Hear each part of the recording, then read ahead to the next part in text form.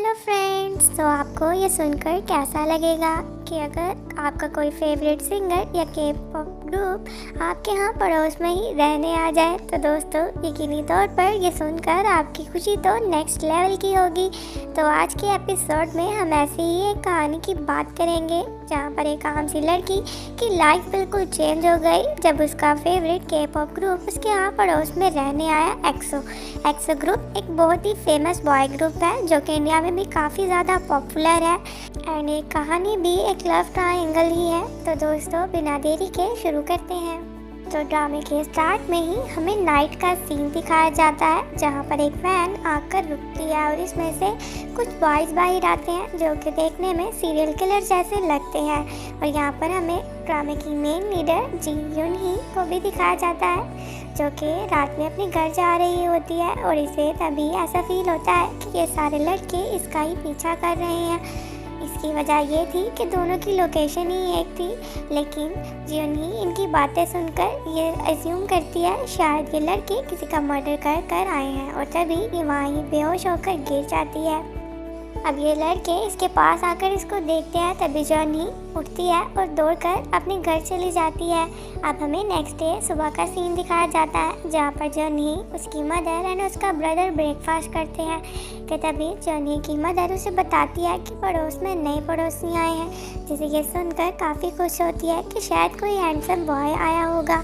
अब ये अच्छे से रेडी होकर बाहर जाती है कि तभी ये देखकर तो हैरानी रह जाती है कि ये कौन है। असल में वो 4 बॉयज़ ही इनके पड़ोस में रहने आए होते हैं और ये उन बॉयज़ के हेल्पर होते हैं।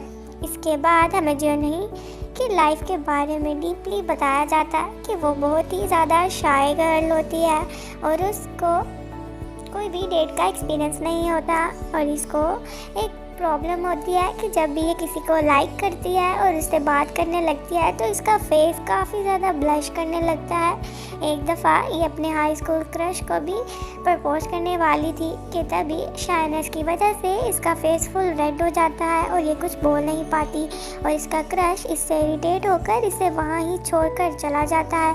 बस इसके बाद से ही ये सारा दिन एक्सो ग्रुप को देखती थी, उनके सॉन्ग्स ही सुनती थी और ये काफ़ी बड़ी फ़ैन होती है एक्सो ग्रुप की। अब तभी इसकी मॉम आकर इसे कुछ राइस केक्स देती हैं और बोलती हैं कि नए पड़ोसियों के यहाँ दे आओ।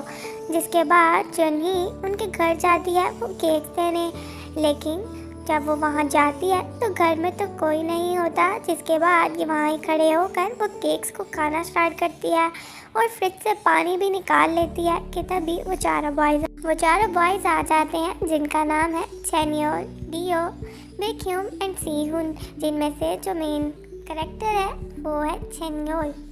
अब चेनियोल जियोन ही से पूछता है कि तुम कौन हो, जिसे देखकर जियोन ही तो उसके ऊपर वाटर ही स्प्लिट कर देती है और काफ़ी ज़्यादा परेशान हो जाती है। वो तो शौक में रहती है और फिर अपना फेस छुपाकर वहाँ से भागने लगती है क्योंकि वो अचानक से अपने फेवरेट एक्सो ग्रुप के बैंड को देखकर काफ़ी ज़्यादा शौक होती है कि क्या वाकई ये सब यहाँ है। अब इसके बाद ये घर आकर भी सोचती है कि क्या वाकई मैंने कोई सपना तो नहीं देखा। बस फिर ये अपनी विंडो से उन चारों बॉयज़ पर निगरानी करना शुरू करती है।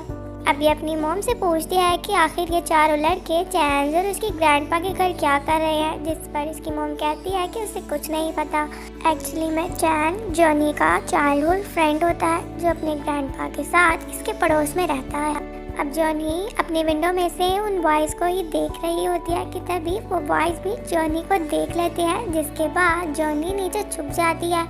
अब नेक्स्ट डे के ब्रेकफास्ट पर बात कर रहे होते हैं कि आखिर वो लड़की थी कौन जो कल रात भी हमें विंडो से देख रही थी और उसके चीक्स काफ़ी रेड हो रहे थे जैसे वो हमें देखकर कुछ सोच रही हो। कि तभी चेनियोल बोलता है कि ऐसा कुछ नहीं है, बल्कि चीक्स रेड होना तो उसकी कोई प्रॉब्लम है। जिस पर डियो पूछता है कि क्या तुम उस लड़की को जानते हो, जिस पर चेनियोल हंसकर कहता है कि नहीं।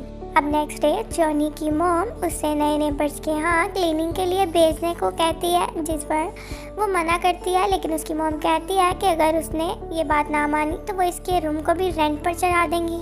मजबूरन जॉनी ये हाउसमेट की जॉब करने को रेडी हो जाती है, लेकिन तभी उसकी मॉम उसे सेकंड फ्लोर पर जाने से मना करती है। एक्चुअली जॉनी की मॉम जानती हैं कि उस घर में सेलिब्रिटीज़ रहने आए हैं और ये सब उन सेलिब्रिटीज़ के हाउस हेल्पर्स ने ही इनको बताया था। इसीलिए वो जॉनी को उस घर में क्लीनिंग का काम करने को कहती हैं ताकि किसी को पता ना चल सके कि इस घर में यूनिवर्सल सेलिब्रिटीज़ रह रहे हैं।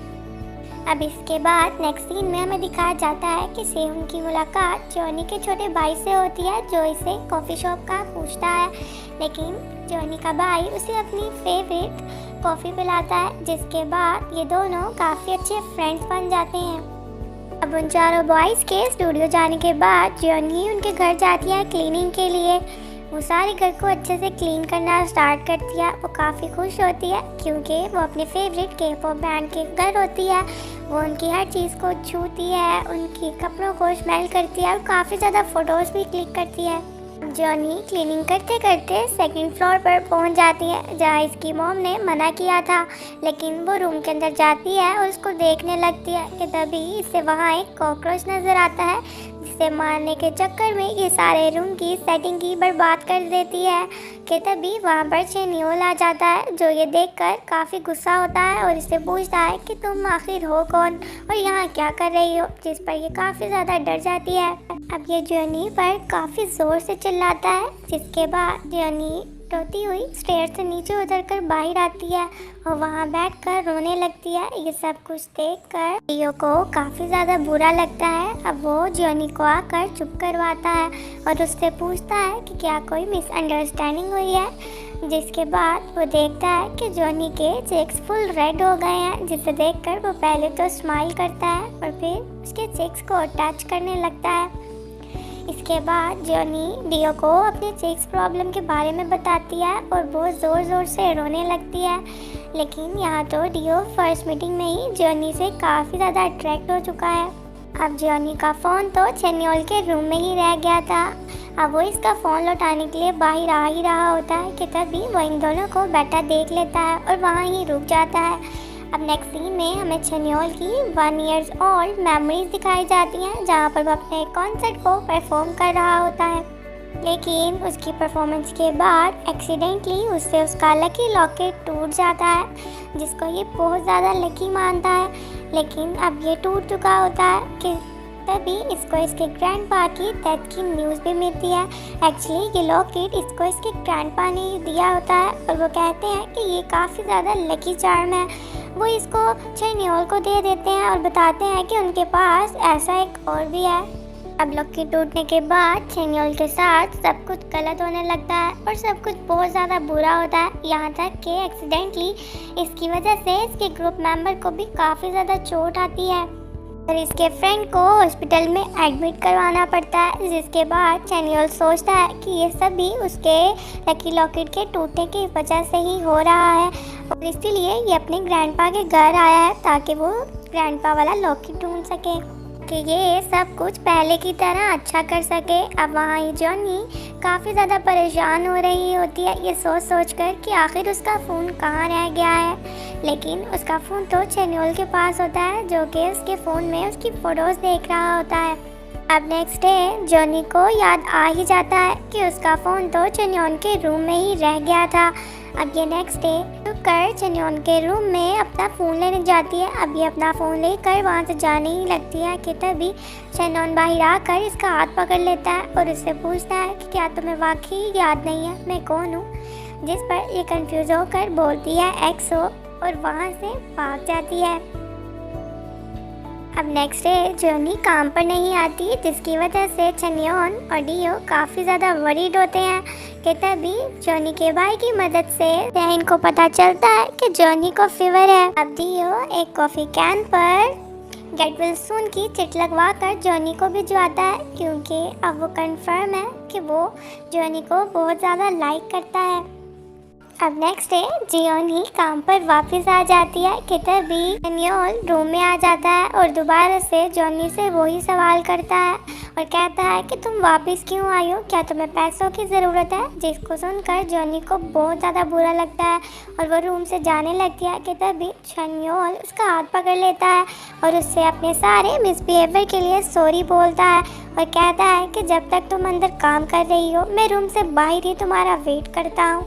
और उसके बाद वो रूम से बाहर चला जाता है। अब जॉनी भी चन्योल से उसका रूम स्पॉइल करने के लिए सॉरी बोलती है। वो कहती है कि वो कोई प्रीवियस डॉल्कर नहीं है। You don't have to know और even care but I have a name. जब वो अपना नाम बताने ही लगती है कि तभी चन्योल रूम में आता है और कहता है कि आई नो योर नेम। और उसके बाद वो कहता है जी योन ही, जिसको सुनकर ये काफ़ी ज़्यादा शौक में आ जाती है और पार्ट 1 खत्म।